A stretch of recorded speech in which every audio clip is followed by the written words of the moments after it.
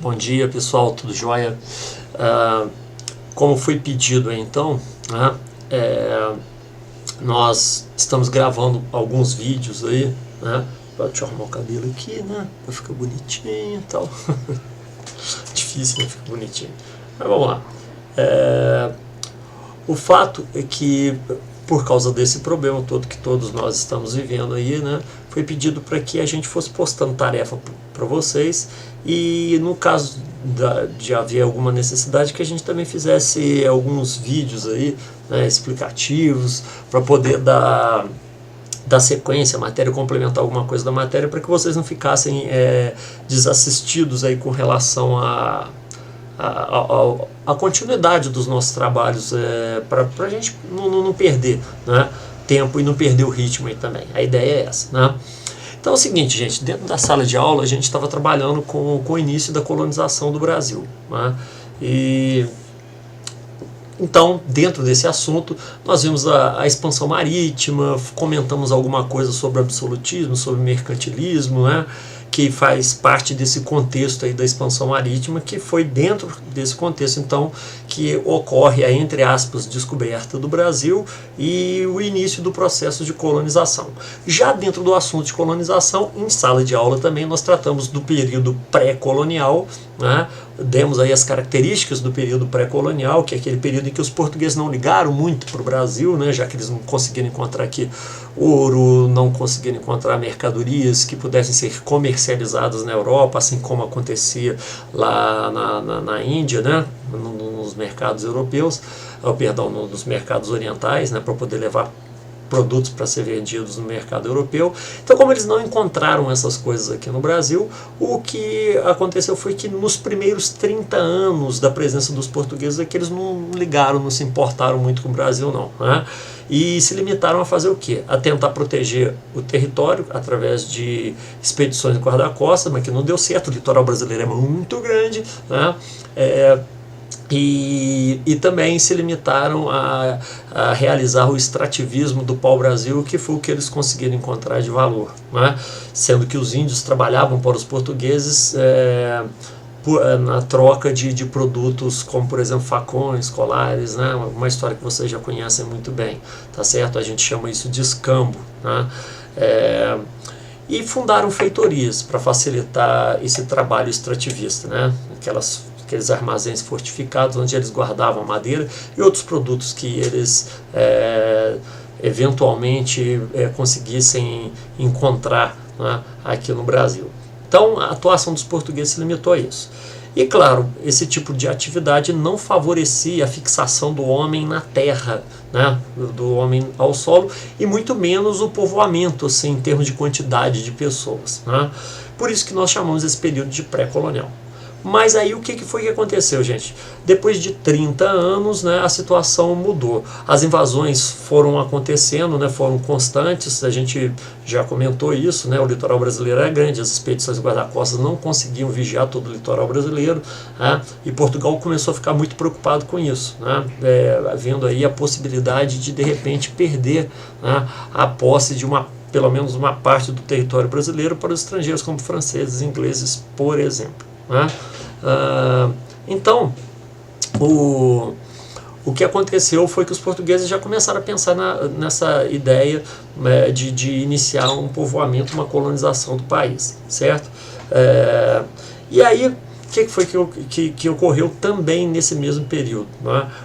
Lá na Índia, né, nos mercados orientais, o que ocorreu foi que esse mercado começou a entrar em decadência, né? Já não estava dando mais tanto lucro assim quanto dava lá no comecinho, tá? Então os portugueses também começaram a se preocupar, falaram, a gente vai ter que fazer aquele pedaço de terra e dar algum dinheiro.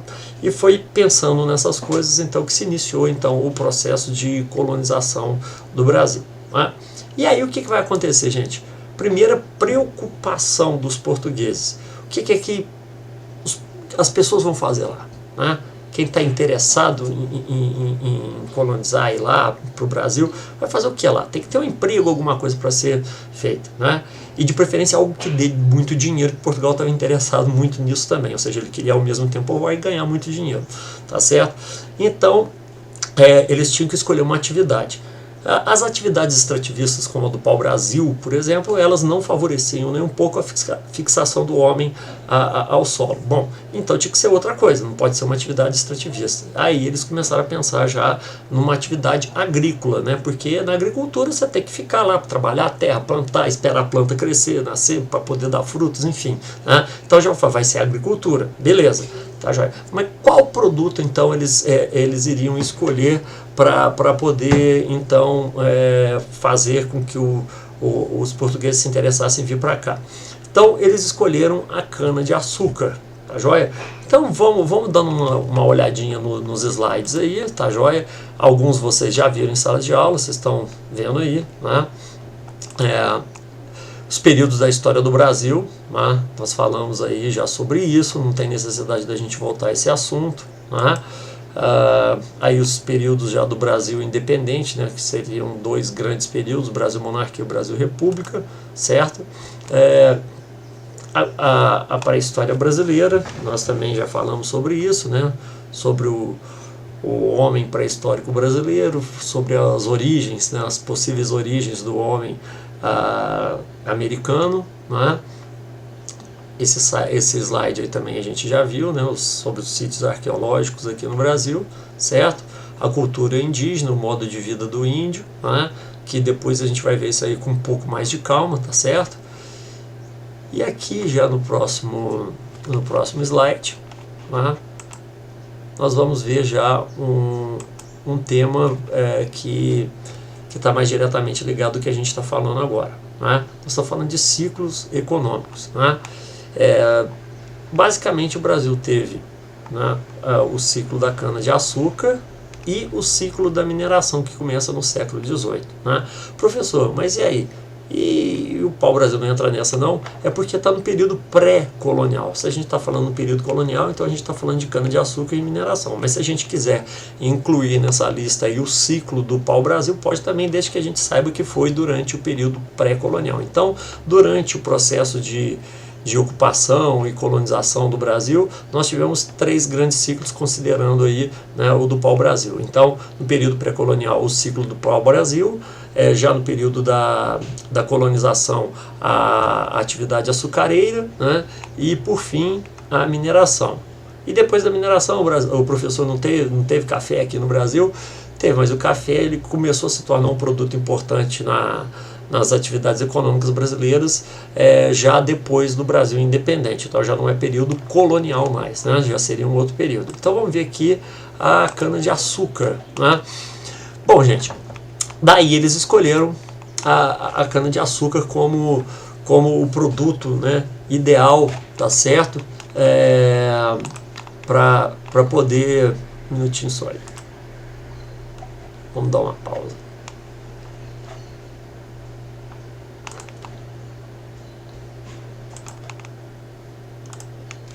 Bom, continuando aí, né, gente? Espero que a gente não tenha mais esse problema.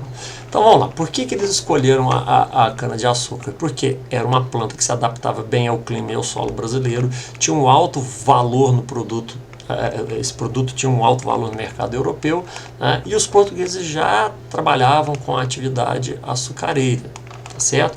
Então esses foram aí os principais motivos que fizeram com que os portugueses escolhessem a cana-de-açúcar como o principal produto, né, a ser cultivado aqui no Brasil durante o período colonial, né? Então o negócio dava dinheiro, né, se adaptava bem ao clima e ao solo do Brasil, e eles também já cultivavam a cana-de-açúcar em algumas ilhas ali próximas a Portugal, tá certo? Então esses foram os motivos da escolha. Bom, e além de ter que escolher, né, qual era a atividade, eles também precisavam, vamos dizer assim, ver como é que eles iriam administrar esse processo de ocupação. Então, uma vez escolhido qual era a atividade, eles falaram, bom, como que a gente vai administrar isso? E aí que eles fizeram? Escolheram aqui o sistema de capitanias hereditárias. Por que eles escolheram o sistema de capitanias hereditárias? Porque, olha, já conheciam também, né, esse sistema, eles já trabalhavam com esse sistema nas ilhas do Atlântico lá, né, e também éramos principalmente, né, um sistema que não gerava custos para o governo de Portugal, não é? Como que funcionava isso, professor? É o seguinte, o Brasil ele foi dividido em 15 grandes lotes de terra, né? Então você imagina, o tamanho do Brasil, lógico, o Brasil naquela época ela era limitado pelo Tratado de Tordesilhas, né? Então você imagina, mesmo assim, era um grande território, né? E isso fazia com que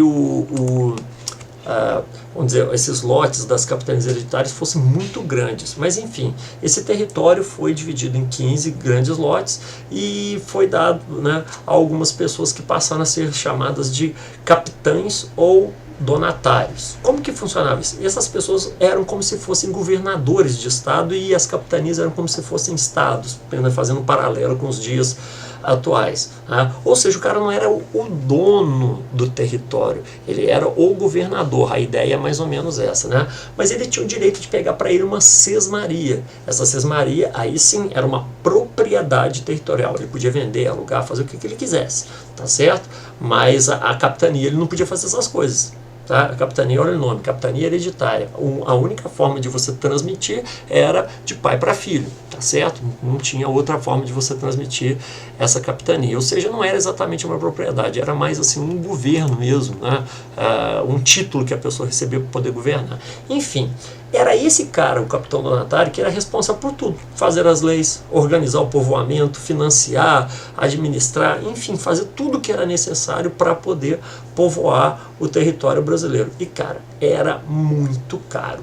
A viagem para Portugal era muito longa, demorada, difícil, cara por causa disso tudo, né? Os núcleos de povoamento eram muito distantes uns dos outros, isso também encarecia muito. Os índios já começaram a entrar em conflito com os portugueses, porque os portugueses começaram, por causa da atividade açucareira, a ocupar o território deles e querer que os índios também trabalhassem todos os dias ali, diferente do que acontecia na época do extrativismo do pau-brasil, quando eles trabalhavam apenas algumas horas, né? E depois voltavam à sua vida normal. Então, por causa desses problemas aí, os índios já começaram a entrar em confronto com os portugueses. Enfim, quem vinha para cá tinha que enfrentar todos esses problemas aí. E tudo isso fazia com que o custo dessa colonização fosse muito alto, né? Pouquíssimas pessoas tinham recursos para poder fazer isso. Mas enfim, o governo de Portugal escolheu o sistema de capitanias hereditárias justamente por conta disso. Ou seja, né, pelo fato de que esse sistema não gerava custo para o governo de Portugal, ficava tudo nas costas do capitão donatário. Mas, professor, isso deu certo? Não, é o que a gente vai ver aqui, tá? Vamos lá. Então, vocês estão vendo aqui, né? Capitanias hereditárias, motivo da escolha, já conheciam o sistema, e o sistema não gerava custos para o governo de Portugal. Aí vocês estão vendo aqui, caixa de doação, o que é isso? Era um documento, né, que dava posse aí, digamos assim, desse governo, desse título aí de capitão donatário. Aqui vocês têm o foral, que era o documento que continha, né, os direitos e deveres dos capitães donatários. E por fim, as câmaras municipais. O que eram essas câmaras municipais? Gente, câmaras municipais eram governos municipais, como se fosse prefeitura, né? Na medida em que o povoamento foi crescendo, foram surgindo vilas, vilarejos, cidades, enfim, e essas localidades elas eram governadas então por essas câmaras municipais, que eram governadas por homens bons. O que é esse negócio de homem bom? Português ou filho de português, tá legal? Branco, católico, casado e dono de terra e de escravo, tá? Se você reunisse essas condições, então você era considerado um homem bom e poderia então ocupar cargos dentro dessas chamadas câmaras municipais. Era assim que funcionava então a administração, tá legal? Da colonização brasileira. Mas falando aí de que as capitanias não deram muito certo, acabei de falar isso para vocês, tá joia? Vocês têm aqui o governo geral, tá? Que foi criado no ano de 1548, né? Qual foi o objetivo dele? Tá falando aqui, né? O objetivo de ajudar as capitanias. Por que ele precisa de ajudar? Porque não deu certo. Era muito caro, era muito difícil. Das 15 capitanias criadas, apenas 2 conseguiram obter sucesso. A capitania de São Vicente e a capitania de Pernambuco. Só essas 2. Todas as outras 3 não deram em absolutamente nada, né? E como o governo de Portugal queria fazer isso aqui dar certo, dar dinheiro na realidade, né? E queria povoar para garantir a posse do território, então o que foi que aconteceu? Eles falaram, nós vamos ter que enfiar a mão no bolso, não tem outro jeito, nós vamos ter que investir. E já que a gente vai ter que investir, vamos também fazer o quê? Vamos fiscalizar, vigiar isso aí mais de perto, né? Então colocaram aqui no Brasil um governador geral, tá certo? Que seria fazendo um paralelo também com os dias de hoje, seria uma espécie de presidente, digamos assim, né? Então você teria um presidente, que era o governador geral, e os governadores de estado, que seriam os capitães donatários, né? E os homens bons governando lá as câmaras municipais, né? Ou seja, governo federal, governos estaduais e governos municipais, né? Seria mais ou menos isso, fazendo aí um paralelo. Lembrando que os nomes não eram esses, né? Você tinha governo geral, capitanias e câmaras municipais, tá certo? Então tá bom, gente. Foi dessa forma aí, né, que eles iniciaram então o povoamento, tá certo? E colonização do Brasil, né? Então, fazendo isso, o Brasil foi adquirindo determinadas características, né, principalmente ligadas à atividade econômica. Vocês estão vendo aí, né? O setor produtivo era financiado pelo setor comercial, ou seja, o produtor rural sempre precisava de dinheiro dos grandes comerciantes, que é quem tinha grana e também estava interessado na produção de açúcar aqui no Brasil, né? Os senhores de engenho, como eram pessoas muito ricas, né, e tinham dinheiro para montar um engenho na sua fazenda, fazer com que todas as outras pessoas, outros fazendeiros que não tinham a mesma grana, que ele ficassem dependentes dele, né? Então o senhor de engenho era uma figura muito poderosa dentro dessa sociedade aí, né? Era uma atividade que era baseada na exploração da mão de obra escrava, tá legal? Então era uma produção escravista, tá joia? A pequena propriedade também quase não existia. Por que quase não existiu pequena propriedade? Porque pensa bem, né, gente? Você vai sair de Portugal para vir aqui pegar um pedacinho de terra pequeno para plantar uma roça de mandioca? Não vai, né? Você vai querer grandes extensões territoriais para você animar, sair lá de Portugal e vir para cá para o Brasil, tá? Então, quando eles doavam sesmarias para as pessoas, eles doavam grandes extensões de terra para que a pessoa tivesse aquela perspectiva de se tornar um grande fazendeiro, ficar muito rico e depois ir embora para a Europa e viver como rico lá. Essa era a ideia, né? Isso foi formando uma mentalidade aí, tá certo?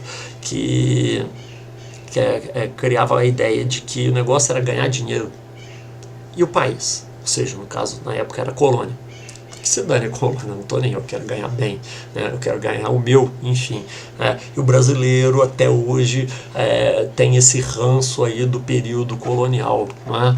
Ele fica aí querendo sempre se dar bem e não ligando para o que está acontecendo aí no coletivo, né? Então é uma mentalidade que a gente percebe que vem desde lá de trás, tá certo? Isso é para a gente entender um pouquinho melhor o nosso país, né? Vamos voltar para o slide aqui rapidinho. Tá? Então deu para entender aí por que você tinha uma produção do tipo latifundiário, ou seja, feita em grandes propriedades territoriais, né? Então a pequena propriedade praticamente não existia, tá bom? A produção, como o Brasil era uma colônia de exploração, era toda ela voltada para a exportação, né? Poucas coisas eram realizadas aqui, eram produzidas aqui com o objetivo de ficar aqui dentro mesmo, né? A sociedade que se formou aqui era uma sociedade ruralizada e extremamente estratificada. O que quer dizer isso, gente? Com estratos sociais que quase não mudavam, né? Daqui a pouco a gente vai falar um pouquinho mais sobre isso, né? Os engenhos eram autossuficientes e existia um clima muito tenso e violento, né? Por causa da grande massa de pobres que foi se desenvolvendo, porque eram só os ricos que recebiam essas grandes terras, tá joia? Vamos ver aqui a sociedade açucareira, né? A sociedade açucareira era uma sociedade que era rural, a gente já viu, as pessoas viviam mais no campo.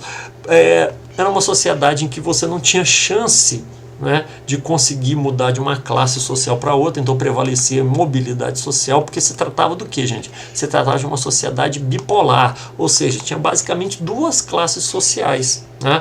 A dos donos de terras e de escravos e os escravos. Classe média praticamente não existia, por isso que a gente costuma dizer que era uma sociedade do tipo bipolar. Era também uma sociedade patriarcal, tá certo? Por quê? Porque era o patriarca, ou seja, o senhor de engenho, ele mandava na família dele, mandava nos escravos, mandava lá nas câmaras municipais, enfim, ele mandava em praticamente tudo. Então se tratava de uma sociedade onde o patriarca mandava, ou seja, uma sociedade patriarcal. Era também uma sociedade extremamente conservadora, não gostava, não queria saber de mudanças. E tinha uma mentalidade extremamente escravocrata, ou seja, acreditava que a escravidão não era só necessária, mas era também positiva para a sociedade. Tá certo? E por fim, vamos falar um pouquinho aqui sobre as atividades subsidiárias. Tá? As que nós consideramos as mais importantes são essas que vocês estão vendo na lista aí. A pecuária, a produção do tabaco, do algodão e a plantação de subsistência.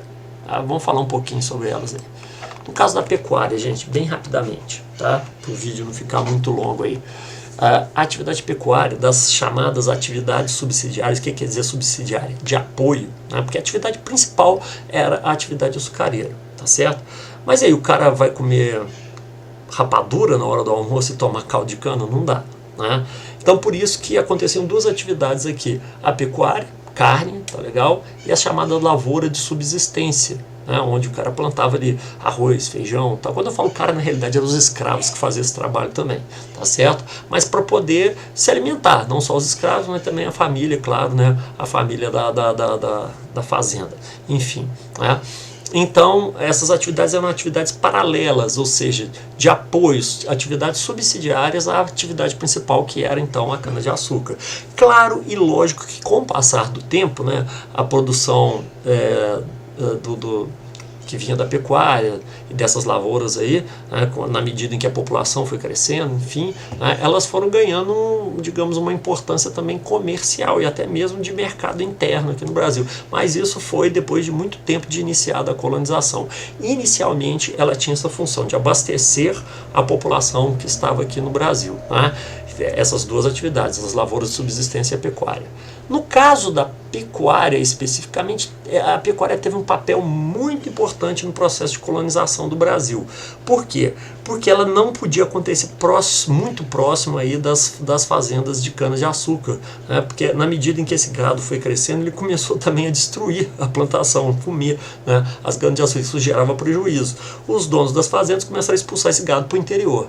Tinha gente que pegou, né, que teve gente que pegou e olhou e falou assim, pô, peraí, dá para ganhar dinheiro com isso aí, ao invés do cara que está plantando cana-de-açúcar ele ficar tendo que se preocupar, né, com a criação de gado, eu faço isso lá no interior, tá certo? E depois eu vendo, né, o gado que essas pessoas precisarem. Então no interior do Brasil, inicialmente norte e nordeste, né, o interior do norte e nordeste do Brasil, começou a ser ocupado, começaram a surgir cidades aí nessa época em função da atividade pecuária. Ou seja, a atividade pecuária teve uma importância muito grande no processo de ocupação e povoamento do interior do Brasil, né?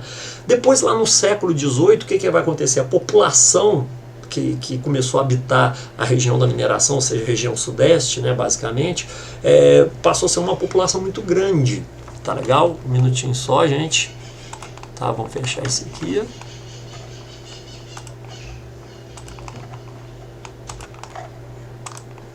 Continuando. Há poucos probleminhas técnicos que na cabeça, né? Importante no final vocês entenderem a aula. Enfim. Aí o que aconteceu, gente? A atividade pecuária, ela teve essa importância da ocupação do interior do Brasil, no norte e nordeste inicialmente, e depois na época da mineração, né, para atender essa população gigantesca, né, que cresceu muito aqui no Brasil, na região sudeste, pessoas começaram a pegar o gado que estava solto lá no Rio Grande do Sul e começaram a formar ali também fazendas, ou seja, começaram a surgir ali cidades, vilarejos, todas elas voltadas para a atividade pecuária, ou seja, a ocupação do Rio Grande do Sul, ou seja, do extremo sul do Brasil, se deu por conta da atividade pecuária, tá certo? Então por isso que a gente costuma dizer que dessas atividades subsidiárias aí a pecuária talvez tenha sido a mais importante por causa desse papel que ela desempenhou no processo de ocupação e povoamento do interior do Brasil, tá certo? Vamos lá, vamos continuar, vamos pegar aqui, né? Então tá aí, pecuária, nós já entendemos como foi que aconteceu. O tabaco inicialmente era cultivado para quê, gente? Para poder servir de moeda de troca na compra de escravos lá no continente africano, assim como a cachaça também, né? Então tanto o tabaco quanto a cachaça foram utilizados, né, como dinheiro, digamos assim, uma espécie de dinheiro para poder comprar escravos lá no continente africano. Professor, era só isso que eles trocavam? Não, lógico, eles levavam dinheiro também, né? Mas os africanos também aceitavam esses produtos como forma de pagamento, tá certo? O algodão era para fornecer roupa para os escravos, basicamente, né? Mas depois, principalmente do século XVIII, começa a ganhar um valor comercial muito grande por conta da Revolução Industrial, né? E a plantação de subsistência, como eu falei para vocês. Aqui só chamando a atenção porque muitos produtos que eram cultivados aqui nessas lavouras de subsistência, né, elas foram cultivos que o homem europeu aprendeu com o homem americano, né? Ou seja, batata, milho, não é? Mandioca, no caso os índios brasileiros, né, cultivavam muita mandioca. Então esses produtos foram, digamos assim, assimilados pelo homem europeu e passaram a ser cultivados, por serem nativos aqui da América, começaram a ser cultivados aqui para efeito de alimentação e mais tarde foram levados para a Europa e foram cultivados lá também, tá certo? Bom, gente, eu acho que em linhas gerais, né, eu acho que a gente viu pelo menos esse início do processo colonizatório, vimos como funcionou a administração, como funcionava a economia, né? Então acho que os pontos mais importantes aí desse assunto eles foram passados para vocês, né? Dá uma lida na apostila, não deixe de dar uma lida no livro lá sobre o assunto de colonização, capitanias hereditárias, né? É a continuação daquilo que a gente já estava vendo em sala de aula, só para complementar, porque quando a gente voltar às aulas, né, vão ter aí as provas para serem feitas, né? E nos simulados, uma das matérias que vai cair é o processo de colonização. Então por isso que eu já estou adiantando esse assunto aí, para que vocês já vão estudando, né? Na semana que vem eu vou postar algumas tarefas aí relacionadas a essa videoaula que eu estou passando para vocês aí, tá legal? Muito obrigado pela atenção. Não se esqueçam de continuar seguindo as recomendações da quarentena, tá, gente? Vamos vencer esse vírus aí, mas a gente, para poder conseguir isso, a gente tem que ser responsável. Valeu, obrigado pela audiência.